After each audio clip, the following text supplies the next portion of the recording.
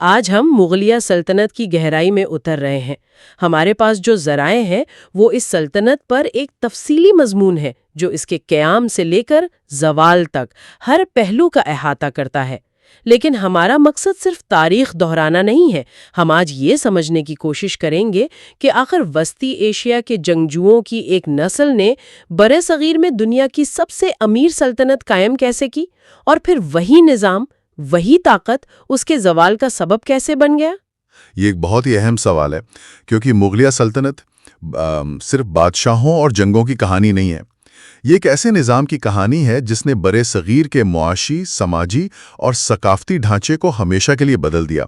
ہمارے ذرائع ہمیں صرف واقعات نہیں بتاتے، بلکہ اس نظام کی اندرونی کارکردگی کو سمجھنے میں مدد دیتے ہیں۔ تو آئیے پھر اس انجن کو شروع کرنے والے شخص سے ہی بات شروع کرتے ہیں، ظہیر الدین بابر۔ ماخذ بتاتا ہے کہ اس کا شجرہ نسب بڑا شاندار تھا، والد کی طرف سے تیمور اور والدہ کی طرف سے چنگیز خان۔ بالکل، اور یہ صرف ناموں کا کھیل نہیں تھا، یہ پس منظر ان کی فوجی سوچ میں جھلکتا ہے۔ جب بابر 1526 میں پانی پت کے میدان میں اترا تو اس کی فوج تعداد میں بہت کم تھی۔ کتنی کم؟ شاید 10 گنا کم۔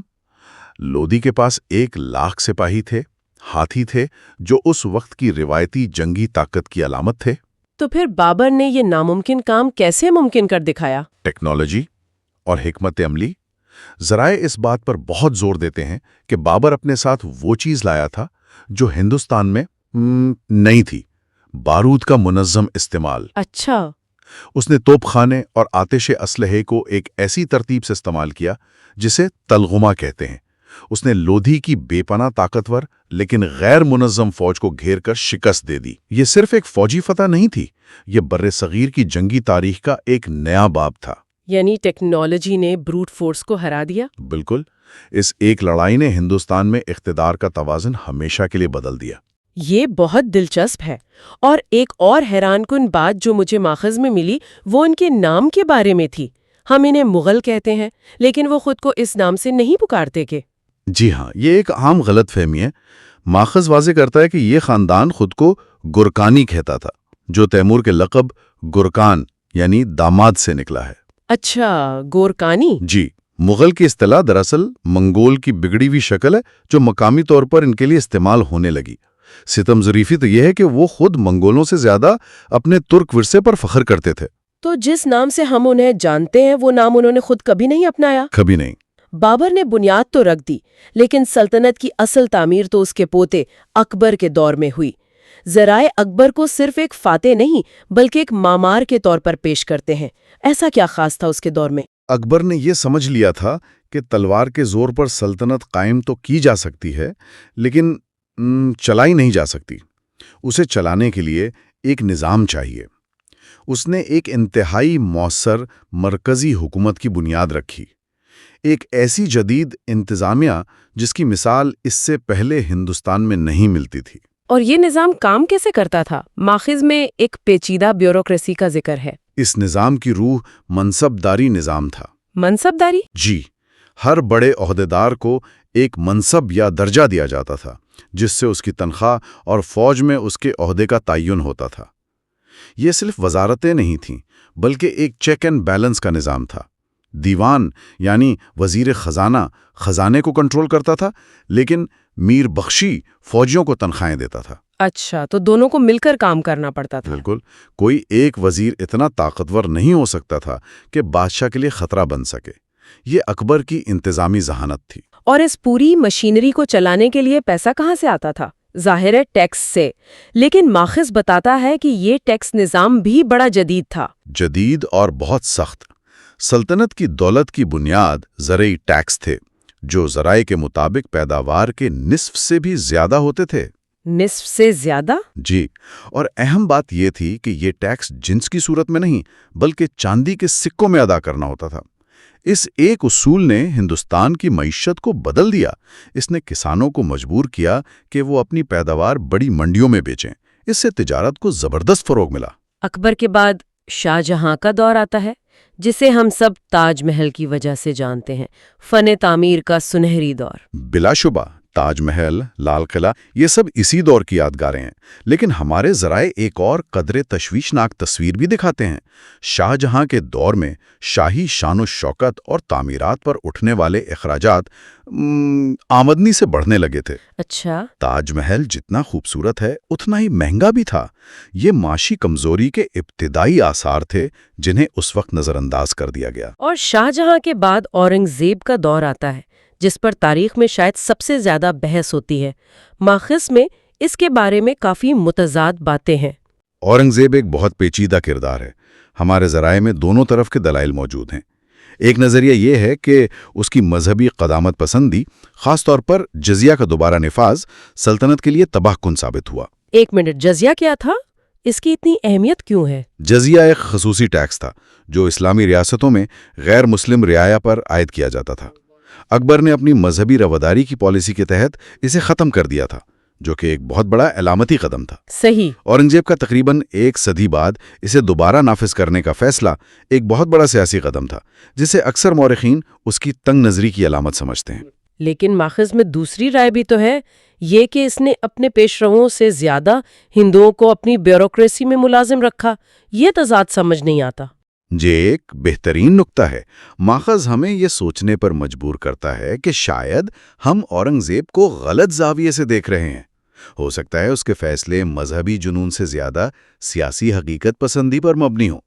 جزیہ لگانا ایک علامتی عمل تھا، اپنی قدامت پسند حمایت کو خوش کرنے کے لیے، جبکہ انتظامیہ چلانے کے لیے اسے قابل ہندو افسران کی ضرورت تھی، جو ایک عملی مجبوری تھی۔ تو وہ ایک ہی وقت میں ایک راسخ العقیدہ مسلمان بھی تھا اور ایک عملی سیاستدان بھی۔ بالکل، لیکن اس کے طویل دور حکومت، خاص طور پر دکن میں لڑی جانے والی لاپتناہائی جنگوں نے شاہی خزانے کو خالی کر دیا اور سلطنت کو اندر سے کھوکھلا کر دیا۔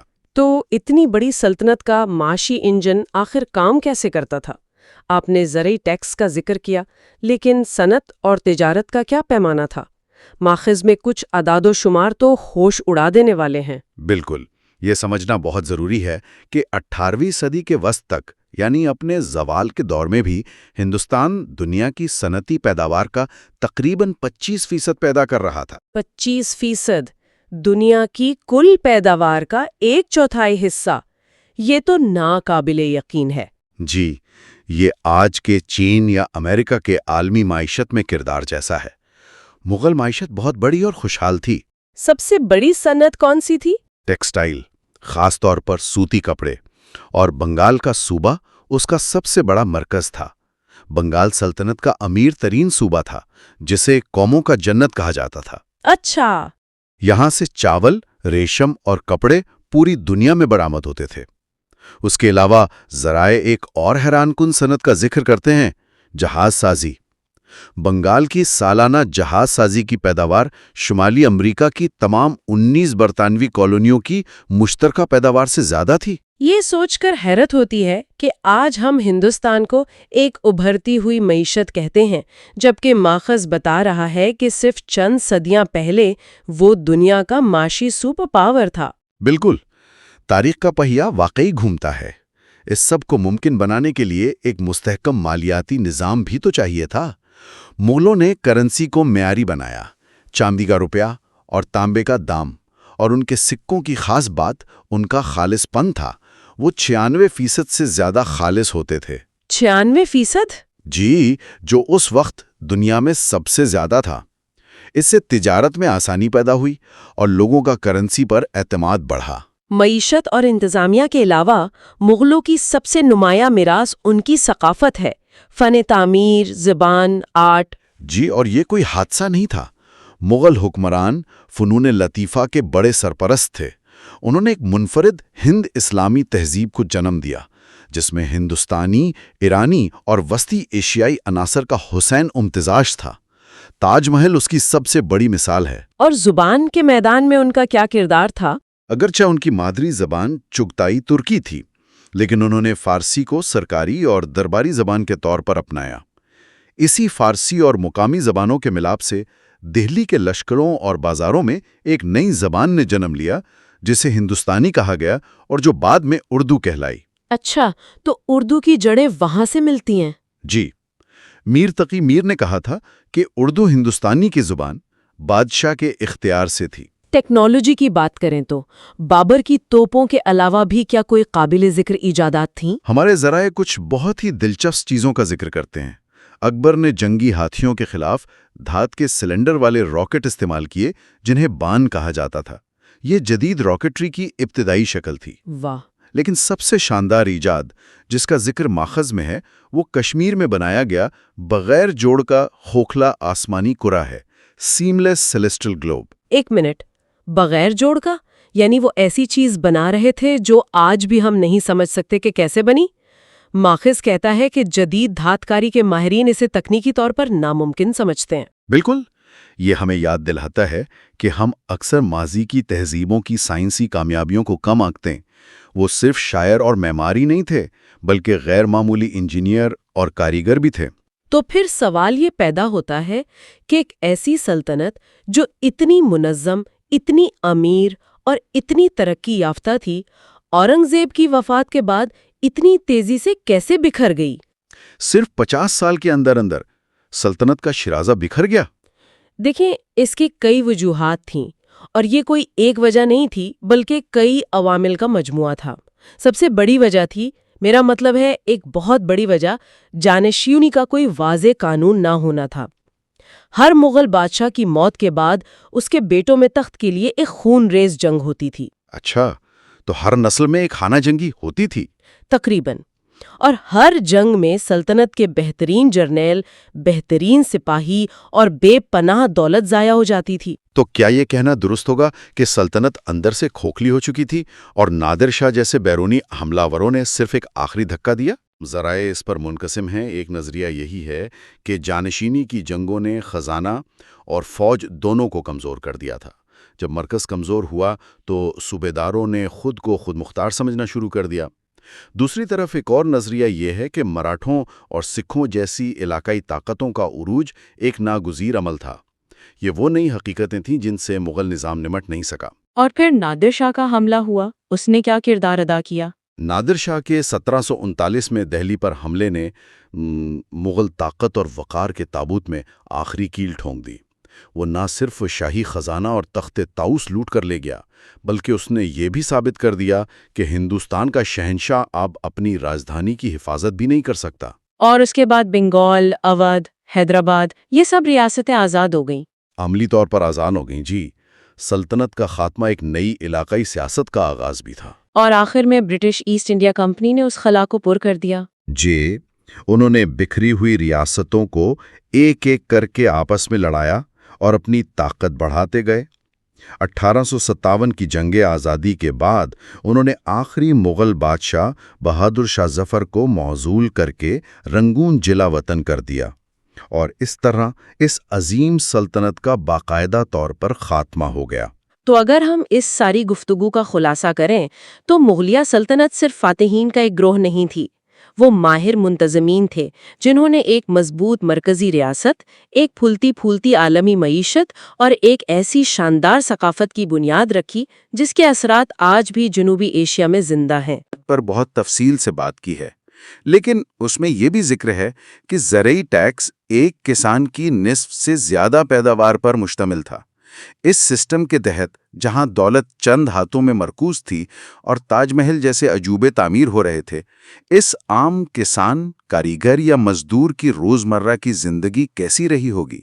اس کا نقطہ نظر کیا ہوگا؟ یہ ایک ایسا سوال ہے جو ہمیں تاریخ کو صرف اوپر سے نہیں بلکہ نیچے سے بھی دیکھنے پر مجبور کرتا ہے۔